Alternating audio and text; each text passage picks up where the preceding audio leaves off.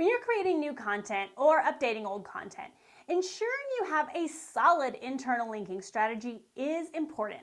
It helps Google understand who you are and what you're all about. But in order to leverage the power of internal linking to its fullest potential, you need to know the rules, and that is what we're covering today.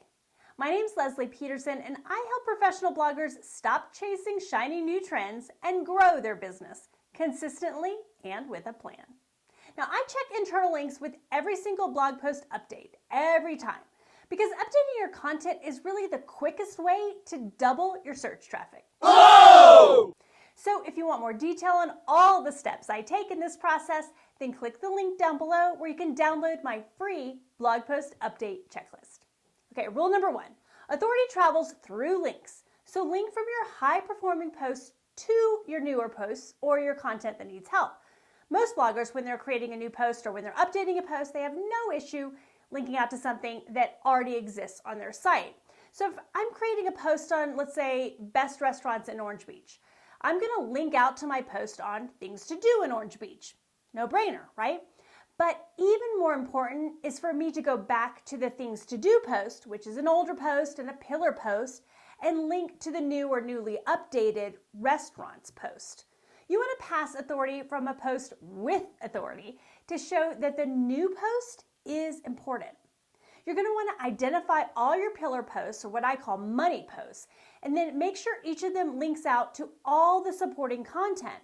And if the link's bidirectional, then all the better. But links from authority content to supporting or new content is a must. Rule number 2, anchor text matter.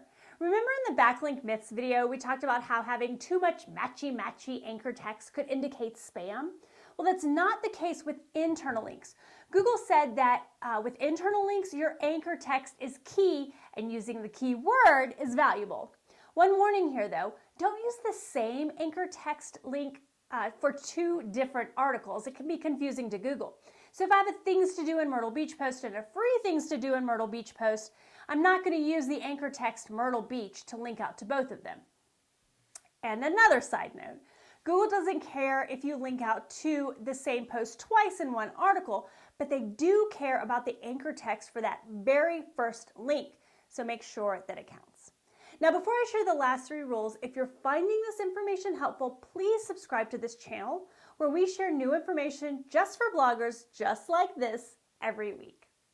Rule 3 is location. Location's everything. Put your internal links high on the page. It reduces bounce rate and increases dwell time, both of which are ranking considerations. So our site structure is country, state, things to do in for that state, things to do in for major cities, and then any supporting content. So every post always links to the landing page for that state, and we're going to talk about landing pages in a second, as well as the things to do for that state. It's always at the top in the introduction and always before a link to another domain. Rule number 4, keep track of your internal links and/or do an audit regularly. So we use Monday.com to manage our blog post update process. I'm going to link to that below for you. And in there, we make sure that every single post has an internal link from another post. And I can promise you that there's no orphan content on our site because we track it like a hawk on a snake. I'll admit that I'm not as strict about doing an annual audit, but I do recommend that you do an audit at least once every few years. We're going to add this to our 2023 process. And certainly, the first time you begin doing updates, you have to do an audit at least once to know where you're coming from. Now, my recommendation is to go into the Google Search Console and click Links and then Internal Links. It's not surprising that my home page has the most links, followed by the sidebar content and the landing pages. And then the housekeeping pages like the privacy policy, where like the sidebar, the nature of the site structure means it's linking to every single page. But we can scroll down and see that some pages have hundreds of internal links. And if I reverse sort, some content only has 1. Now that's not really unusual for old posts that have been redirected or for Google Web Stories, but for the most part, a single internal link is a sign that you need to work on your linking or you need to expand on that topic of authority. Rule 5 is all about authority. Make it easy for Google and for your reader to understand what your site is about with landing pages. Not landing pages in the sense of sales pages, but landing pages as collections of content. For example, every state in the US has a landing page on our site. All the associated content is displayed there with internal links. We also have landing pages for other topics that we excel at, like Christmas content, hot springs, ski and snowboard towns, Disney, product reviews, you name it.